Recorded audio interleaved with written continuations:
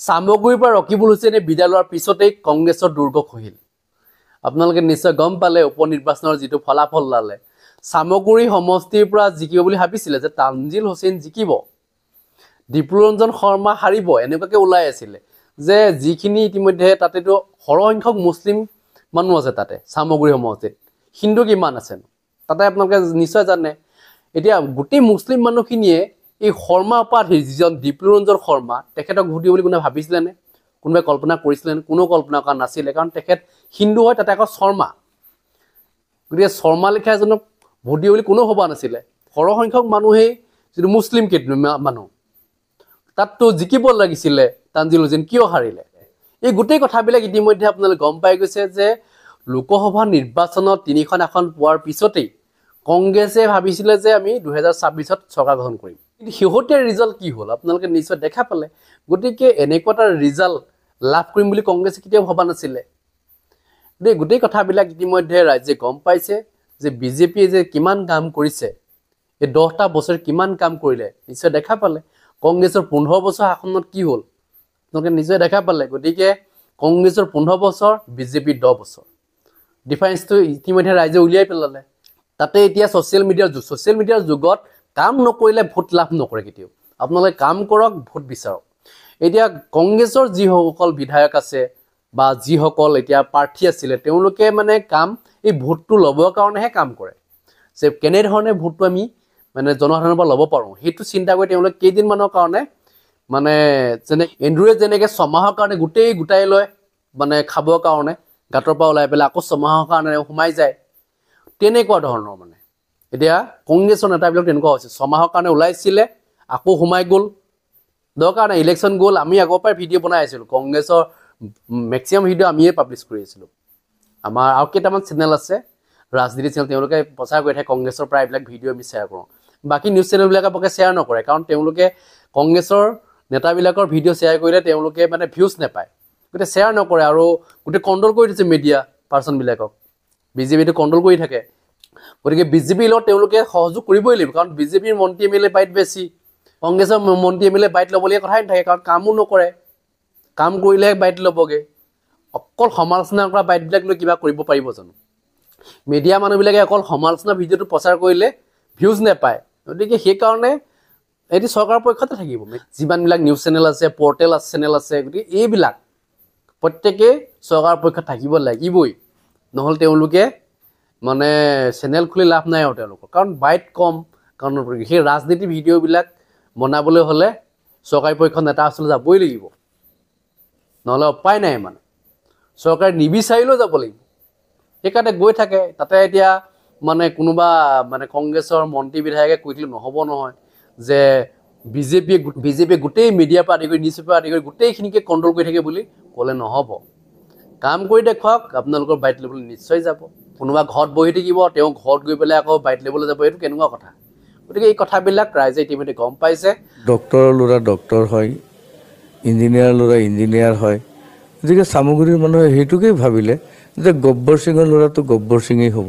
যি উন্নয়নৰ ধাৰা সেইটো অকল যে হিন্দু এলেকাত বিয়পি পৰিছে তেনেকুৱা নহয়, আমাৰ মাইনৰিটি সমাজতো আমাৰ মানুহে বিভিন্ন প্ৰকাৰে আমাৰ মুছলমান সম্প্ৰদায়ৰ মানুহখিনিয়ে বুজি পাইছিলে যে হিমন্ত বিশ্ব শৰ্মা ডাঙৰীয়া, অসমৰ মুখ্যমন্ত্ৰী ডাঙৰীয়া আমাৰ লগত আছে। চামগুৰিৰ লগতে অসমৰ মুছলমানেও আজি বুজি পোৱা হৈছে যে মুছলমান সম্প্ৰদায়ৰ মানুহ, আমাৰ মিয়া মুছলমানসকলৰ যদি আৰ্থসামাজিক উন্নয়নৰ প্ৰয়োজন হয় তেতিয়াহ'লে আমি বিজেপিৰ পক্ষত থাকিব লাগিব।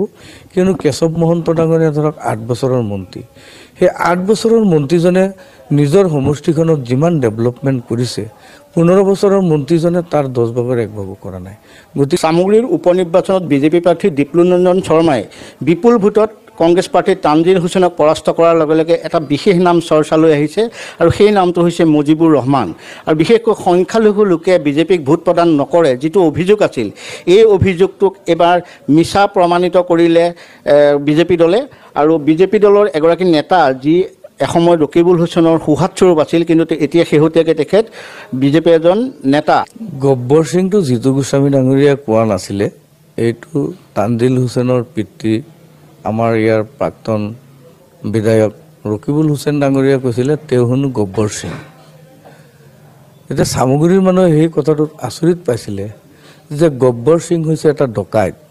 গতিকে তেওঁ যেতিয়া নিজেই গব্বৰ সিং বুলি নিজৰ পৰিচয়টো দিলে, তেতিয়া চামগুৰিৰ মানুহে ভাবিলে যে আমি ডকাইতৰ ল'ৰাক ভোট দিম নেকি।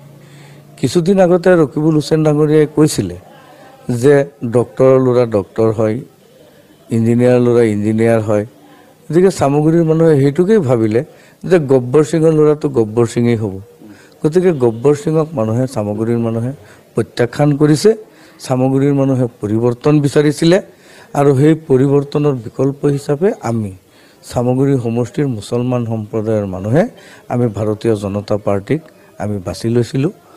কিয়নো চামগুৰিত যিজন আমাৰ প্ৰাৰ্থী আছিলে ডিপ্লুৰঞ্জন শৰ্মাই, তেওঁ ডেভেলপমেণ্টৰ কথা কৈছিলে, যে শিক্ষাৰ কথা কৈছিলে, তেওঁ আমাৰ স্বাস্থ্যৰ কথা কৈছিলে, তেওঁ আমাৰ সমাজৰ আৰ্থ সামাজিক উন্নয়নৰ কথা কৈছিলে। আমি উন্নয়নৰ সপক্ষে গৈছিলোঁ। আৰু ৰকিবুল হুছেইন ডাঙৰীয়াই আপোনাৰ টিভি লৈ পেলাই কমিউনিয়েল মন্তব্য আমাৰ মাজত মানে প্ৰচাৰ কৰিছিলে। তেওঁ এনেধৰণৰ কমিউনিয়েল কিছুমান ধৰ্মীয় আৱেগ অনুভূতিৰ জড়িত হৈ থকা কথা আমাৰ সমাজত প্ৰচাৰ কৰিছিলে। আৰু তেতিয়া চামগুৰি সমষ্টিৰ আমাৰ শিক্ষিত যুৱকসকলে আমি সকলোৱে ভাবিছিলোঁ যে এতিয়া আমি আৰু সেই পুৰণি জামানালৈ ঘূৰি নাযাওঁ, যে ধৰ্মীয় আৱেগ অনুভূতিৰ ওপৰত আমি ভোট নিদিওঁ। এই বস্তুটো আমি আমাৰ সমাজত প্ৰচাৰ কৰিছিলোঁ যে আমি এতিয়া উন্নয়নৰ লগত থাকিব লাগিব।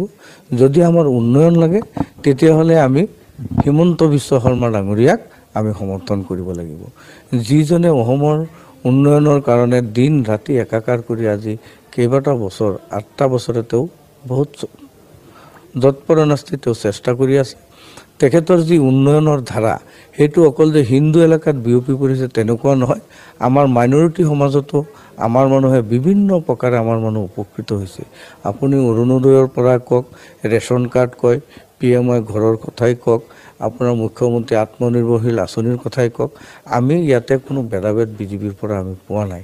সেইকাৰণে আমাৰ এই নিৰ্বাচনত আমাৰ প্ৰচাৰ কৰিবলৈ সুবিধা হৈছে আমাৰ মানুহৰ মাজত। আমি মানুহক আমি পঠিয়াই নিয়াবলৈ চেষ্টা কৰিছিলোঁ। আৰু আমি যে মানুহৰ মাজত সোমাই গৈছিলোঁ, আমাৰ মেইন কাৰিকৰজনেই আছিল অসমৰ মাননীয় মুখ্যমন্ত্ৰী হিমন্ত বিশ্ব শৰ্মা। তেখেতে আমাক যিধৰণে উৎসাহিত কৰিছিলে, তেখেতে বিভিন্ন সভা সমিতিত আমাৰ লগত ধৰক ভিডিঅ' কনফাৰেন্সিং যোগে আমাৰ মানুহক তেখেতে বিভিন্ন ধৰণৰ কথা কৈ পেলাই আমাৰ মানুহক উৎসাহিত কৰিছিলে।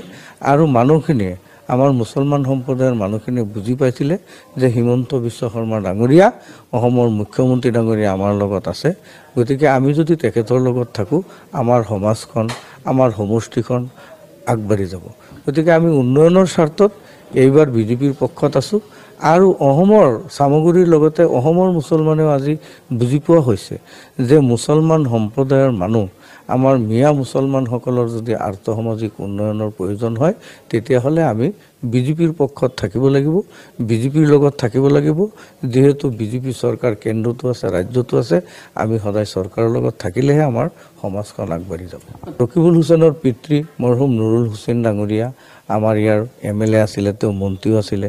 ৰকিবুল হুছেইন ডাঙৰীয়াক 25 বছৰৰ কাৰণে চামগুৰিৰ মানুহে প্ৰতিনিধি পাতিছিলে।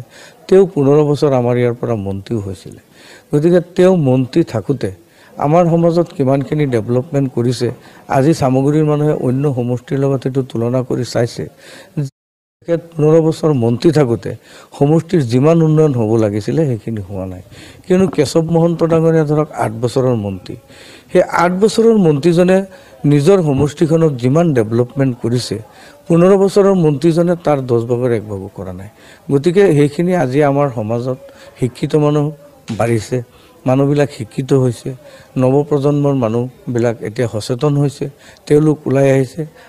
চামগুৰি সমষ্টিৰ লগত আমাৰ বহৰমপুৰ সমষ্টি, আমাৰ কলিয়াবৰ সমষ্টিৰ লগত তুলনা কৰি মানুহে চাইছে যে ৰকিবুল হুছেইনে তেওঁ মানে এইটো চামগুৰি সমষ্টিটোক পৈতৃক সম্পত্তিৰ দৰে ব্যৱহাৰ কৰিব বিচাৰিছে। তেওঁ আদি অনন্ত কাললৈকে যাতে তেখেতৰ পৰিয়ালৰ পৰা ইয়াত প্ৰতিনিধি হয়, সেই চিন্তা চৰ্চাৰে তেওঁ সমষ্টিটোৰ আৰ্থসামাজিক উন্নয়নৰ কাৰণে তেওঁ কোনো ধৰণৰ চিন্তা কৰা নাই। আজি চাওক, আমাৰ সমষ্টিত এটা ভাল চিকিৎসালয় নাই, এটা ভাল ইনষ্টিটিউট নাই, এডুকেশ্যনৰ এটা ভাল কোচিং চেণ্টাৰ নাই। কিন্তু আমাৰ ডিপ্লুৰঞ্জন শৰ্মা ডাঙৰীয়াই কৈছে যে 4টা জিলা পৰিষদত 4টা তেওঁ কম্পিটিটিভ এক্সামিনেশ্যন মানে কোচিং চেণ্টাৰ তেওঁ খুলি দিব, যিটো আমাৰ নৱপ্ৰজন্মৰ ভোটাৰসকলে যিটো কথাৰ ওপৰত আকৰ্ষিত হৈছে। আৰু আপুনি চাওক, নৱপ্ৰজন্মৰ যিমান যুৱ ভোটাৰ আছে চবেই ডিপ্লুৰঞ্জন শৰ্মা ডাঙৰীয়াৰ পক্ষত এইবাৰ থিয় দিছিলে। আৰু সেই হিচাপে আমিও ভাবিছিলোঁ যে এইবাৰ আমি এটা ভাল ফলাফল চামগুৰি সমষ্টিৰ পৰা পাম। কিন্তু আমাৰ পেনেলিষ্টসকলে বিভিন্নজনে সন্দেহ কৰিছিলে যে চামগুৰিৰ মুছলমান মানুহে ইমান সংখ্যক ভোট দিব জানো। কিন্তু আমি কৈছিলোঁ যে এনেকুৱা এটা ৰিজাল্টটো ওলাই যাব পাৰে যিটো গোটেই ভাৰতবৰ্ষকে আচৰিত কৰিব।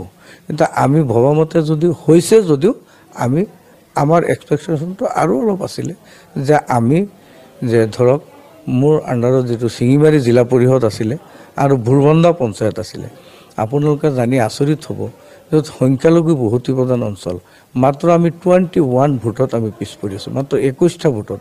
7টা পঞ্চায়তত আমি 21টা ভোটত পিছ পৰি আছোঁ, য'ত বিগত সময়ত ৰকিবুল হুছেইনে 30-32 হাজাৰ ভোটলৈকে লিড লয়।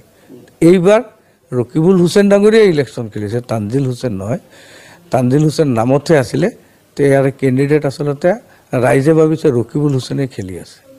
তেওঁ মাত্ৰ 21টা ভোটতহে তেওঁ ইয়াত লিড লৈছে।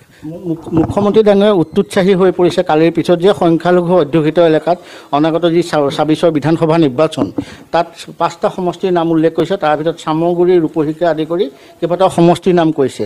মুখ্যমন্ত্ৰী কালি যি উৎসাহিত হৈছে চামগুৰি ফলাফলৰ ক্ষেত্ৰত, গতিকে এই ক্ষেত্ৰত মুখ্যমন্ত্ৰীয়েও ৰাজহুৱা সভাত কৈছিল যে চামগুৰিৰ যি সংখ্যালঘু এলেকা আছে, কাৱৈমাৰী বা শিঙিমাৰী এনেকুৱা জেগাত গৈ তেওঁ বিজয় উৎসৱ পালন কৰিব। প্ৰস্তুতি কেনেকুৱা? প্ৰস্তুতি তেওঁ এতিয়ালৈকে আমাক নিৰ্দিষ্ট ডেটটো দিয়া নাই। আজিকালিৰ ভিতৰতে তেওঁ আমাক নিৰ্দিষ্ট ডেট দিব। আমাৰ প্ৰস্তুতি চলি আছে।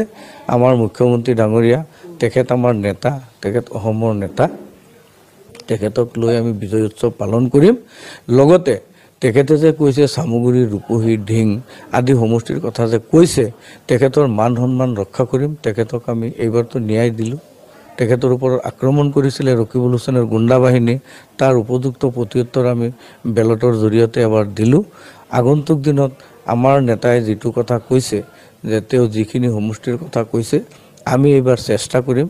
আমি যিমান কষ্ট কৰিছোঁ ইয়াতকৈ আৰু বহুত বেছি কষ্ট কৰিম। মোৰ লগতে সংখ্যালঘু এলেকাৰ আমাৰ যিসকল নৱপ্ৰজন্মৰ শিক্ষিত ভোটাৰ আছে সকলোৱে ওলাই আহিব, যোগাযোগ হৈ আছে, ছবি ওলাই আহিব। আমি আশা কৰিছোঁ আমাৰ নেতাই যিটো কৈছে যে তেওঁ এই সমষ্টিখিনিক এবাৰ টাৰ্গেট কৰি ইলেকশ্যন খেলিব, আগন্তুক দিনত আপোনালোকে চাব, চামগুৰিৰ লগতে সেই সমষ্টিখিনিতো আমি এবাৰ জিকিম।